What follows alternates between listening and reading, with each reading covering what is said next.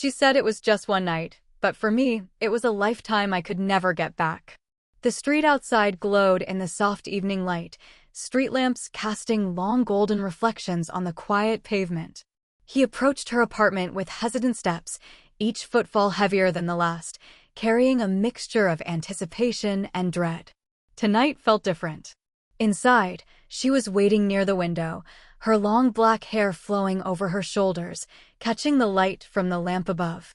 40 years old, confident yet subtly vulnerable, lightly tanned skin, subtle freckles, curvy figure, and dark brown eyes that always seemed to hold more than she revealed. She wore a soft cream sweater and fitted jeans, her posture relaxed yet poised, every movement exuding an effortless grace. As he entered, he noticed the smallest details, the gentle tremor in her hands as she held her teacup, the faint lines at the corners of her eyes hinting at experiences he could only imagine, and the quiet steadiness she tried to maintain despite the tension in the air.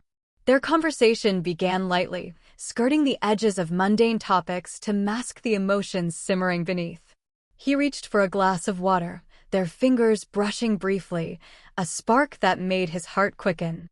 The bright room seemed to shrink, charged with an unspoken energy. Each glance and gesture carried weight, the tilt of her head, the soft sigh, the fleeting eye contact that spoke volumes she could not say aloud. He wanted to stop time, to make the night stretch indefinitely, yet the unspoken truth lingered like a fragile thread ready to snap. Her soft laugh, delicate yet tinged with hesitation, pulled at him, revealing the vulnerability she carefully concealed. The bright lamplight illuminated every detail, the curve of her lips, the sweep of her hair across her face, the subtle freckles on her cheeks. Each moment etched itself into memory, knowing she intended it to be just a night, something fleeting, something forgettable. He understood, though, that for him, this night would linger, carved into his mind with vivid clarity. The tension grew between them, quiet yet undeniable, as he realized that one night could hold the weight of a lifetime. As she turned her gaze to the window, contemplating the night ahead, he felt the fragile balance of hope and inevitability. By the end of their initial exchange, he understood the truth. This night, meant to pass like any other, would stay with him forever. Every gesture, every look, every subtle brush of hands was a memory he could never relinquish. The bright room, the gentle warmth of the lights, and the soft aroma of tea only heightened the bittersweet knowledge that some experiences leave a permanent mark, and that he had already lost something he never truly held. The night moved slowly, but not in the comforting way it usually did. There was a distance in her tonight, something quiet and almost brittle beneath her composure. She moved around the bright kitchen with a practiced grace, placing tea on the counter, adjusting a vase that didn't need adjusting, smoothing her sweater sleeves as if calming something inside herself. I watched her from the doorway, the overhead lights shining across her long black hair and lightly tanned skin, drawing out the soft lines at the corners of her eyes. At 40, she had a grounded beauty, curvy, elegant, effortlessly magnetic. But tonight, even her beauty felt guarded, wrapped in something she wasn't ready to share. Our conversation drifted between jokes and small memories, but every time our eyes met, she looked away first. It wasn't rejection. It was fear. A kind of carefulness, like she was holding back words that didn't belong here. When I finally stepped closer, closing some of the distance between us, she didn't step away, but her shoulders tensed, just slightly. Enough for me to notice. Enough to hurt in ways I didn't want to admit. I asked if she was all right. Her lips parted, then closed again. Her breath caught for a second too long. She smiled, soft, practiced, not reaching her eyes. "I'm fine," she said. But the silence after her words felt louder than the words themselves. I reached for her mug to refill it, and her hand brushed mine. Warm, familiar, and instantly withdrawn. She pulled her hand back almost too quickly, as if touching me tonight meant stepping into a place she wasn't ready to go. The bright kitchen suddenly felt too exposed, too honest. Every small detail, the hum of the fridge, the faint jasmine scent of her tea, the soft texture of her sweater, felt drenched in tension neither of us knew how to release. I leaned against the counter, searching her face for the truth she wasn't saying.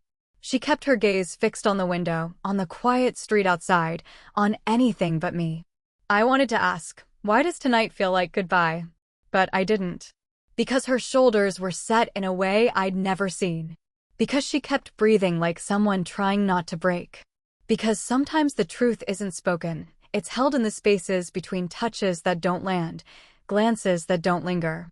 When she finally turned to face me, her expression softened, but there was something final in her eyes. This night, let's just keep it simple, she murmured. Simple. As if the months of slow-building closeness meant nothing more than the hours we spent here now. As if she could shrink a connection into something brief, temporary, forgettable. But the ache in my chest told me the truth I couldn't hide from. She was closing a door gently, quietly.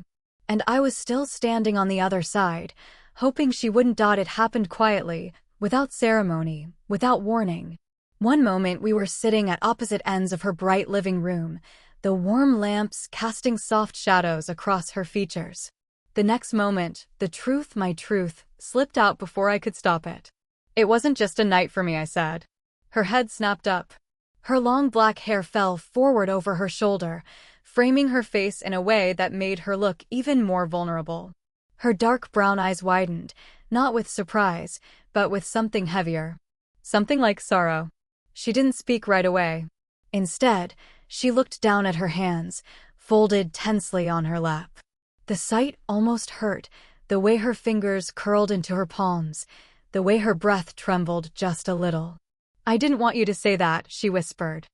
The room brightened with a passing car's headlights, flickering across her lightly tanned skin, the freckles on her cheek, the soft lines at the corners of her eyes.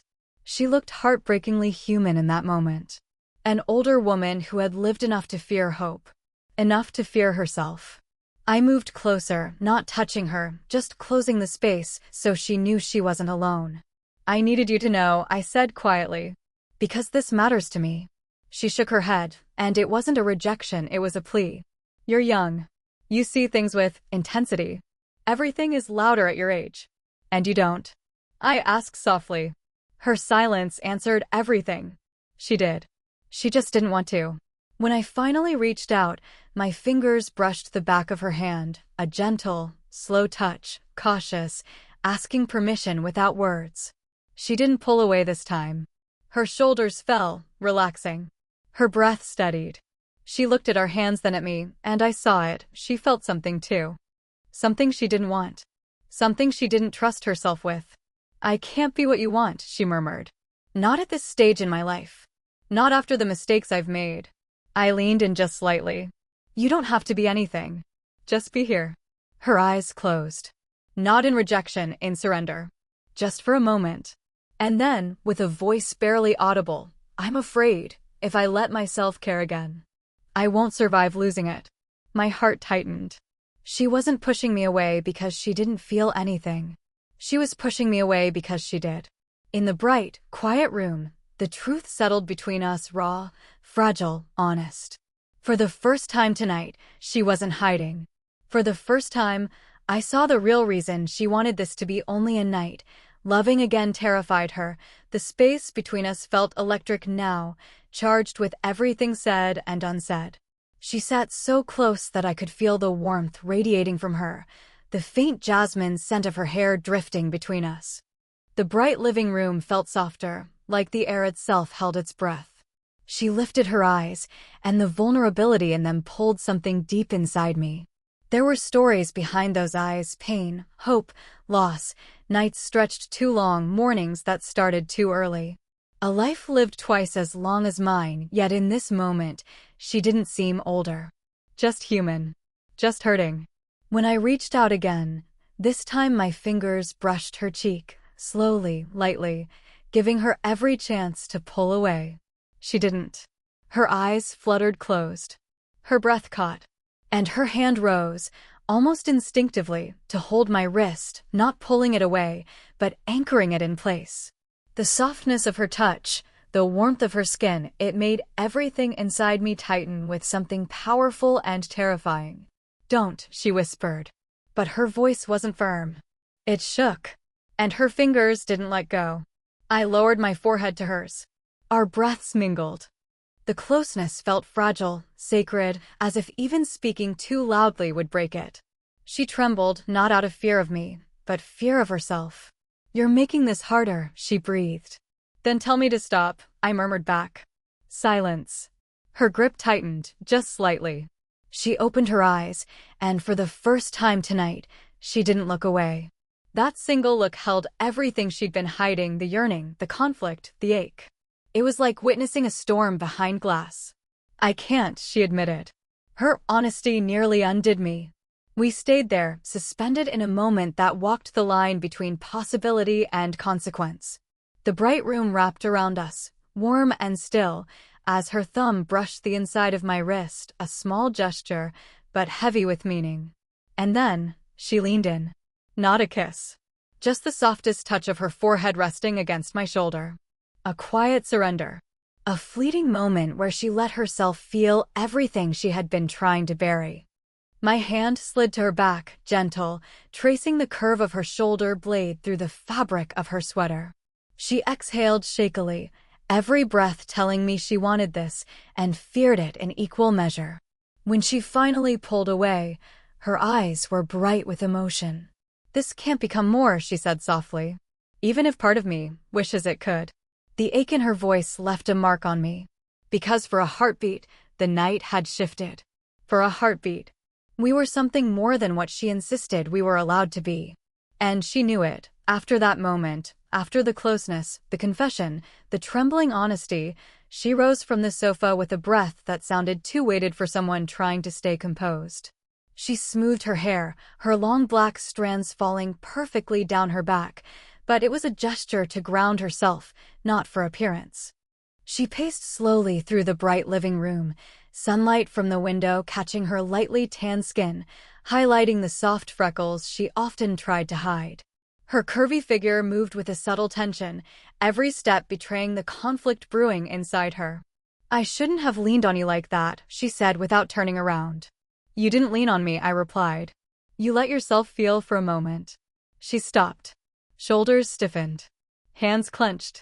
"Exactly," she whispered. I moved closer, not crowding her, but close enough that she could feel I wasn't withdrawing.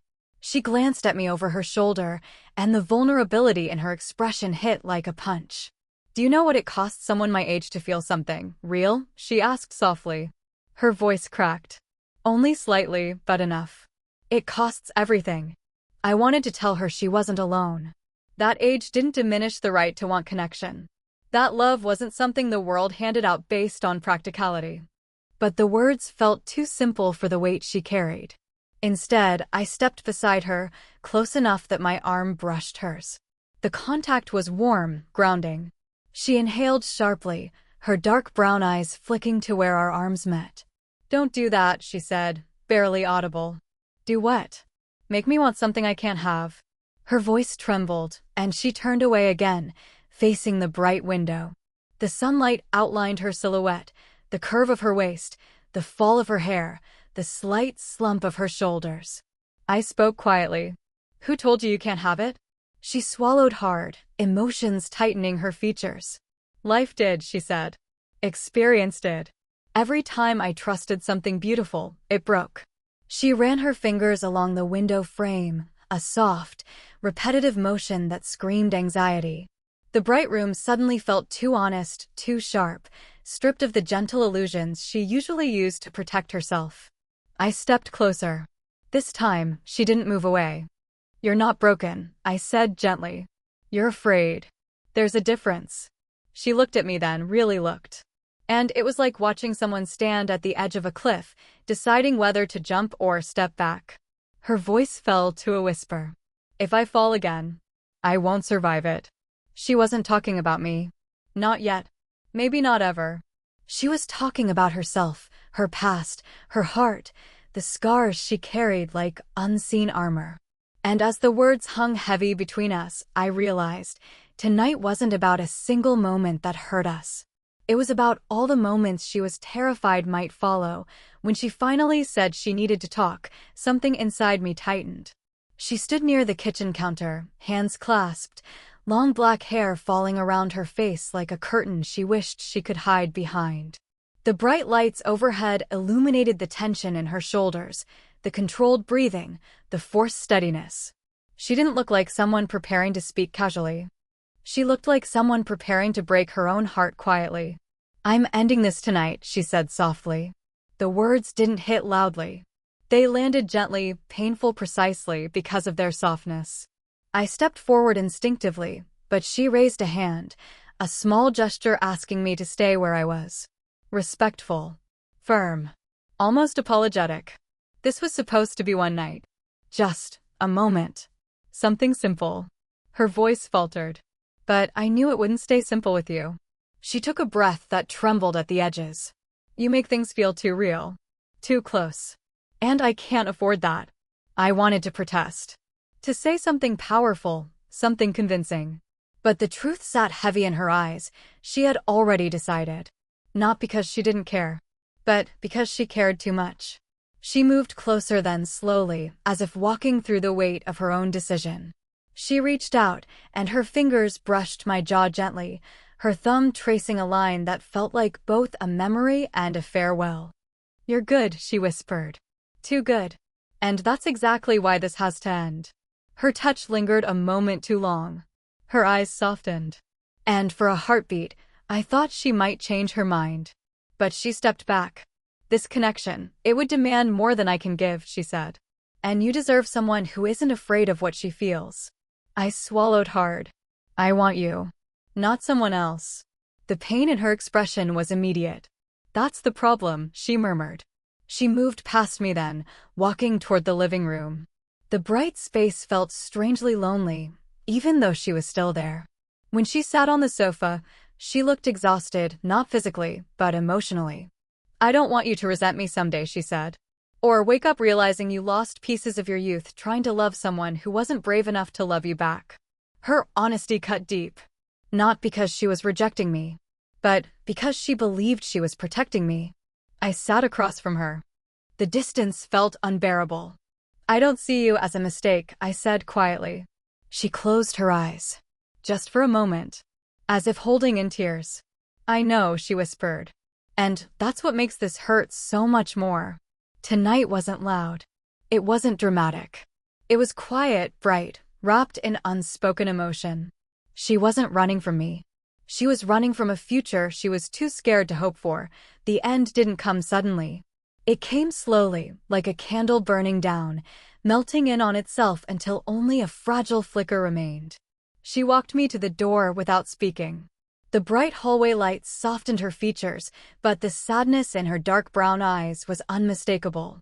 Long black hair cascading down her shoulders, curvy figure tense with restraint, lightly tanned skin glowing under the warm bulbs, she looked heartbreakingly composed. Too composed. Like someone who had practiced letting go. When we stopped at the door, she exhaled, a tired, broken sound disguised as a steady breath. "This night can't follow us into tomorrow," she said. The words tasted final. She reached for my hand, threading her fingers through mine gently. Her thumb brushed my skin slow, lingering, apologetic. The kind of touch someone gives when they want to say more than they're allowed. "I'm grateful," she whispered. "For every moment. Even the ones that scared me." Her voice softened further. "Especially those." I stepped closer, close enough to feel her warmth, close enough to make it impossible to pretend this meant nothing. "You don't have to do this," I said. "You don't have to let go." She lifted her other hand and placed it on my chest right over my heartbeat. Her palm was warm, tender, steady. "That's exactly why I have to," she whispered. I covered her hand with mine, hoping she'd feel what words couldn't express. She closed her eyes, a soft shudder escaping her. For a moment, it felt like the world had stopped just to let us breathe in the same space. Then she pulled her hand back, slowly, painfully, like someone removing a bandage from a wound that hadn't healed. Her voice cracked. "If I keep you, I'll lose parts of myself I'm not strong enough to lose again." The honesty shattered something inside me. She reached up one last time, brushing my cheek with the back of her hand. The touch was featherlight, trembling at the edges. "You'll meet someone who sees your future," she said softly. I only know how to hold your present. Tears gathered in her eyes, though they didn't fall. I don't want you to stay in a moment meant to end. And that was it. Her truth. Her fear. Her love disguised as caution. She stepped back, giving me space to leave. The hallway seemed brighter, louder, almost intrusive. I hesitated at the threshold, hoping she'd change her mind. She didn't. Instead, she whispered the words that would haunt me. Please, don't make this harder. Walk away before I lose the strength to let you. So I stepped outside. Not because I wanted to, but because she needed me to. The door closed slowly, quiet, deliberate, final. And the moment it latched, the truth hit me. She called it one night. But I knew I had lost a lifetime.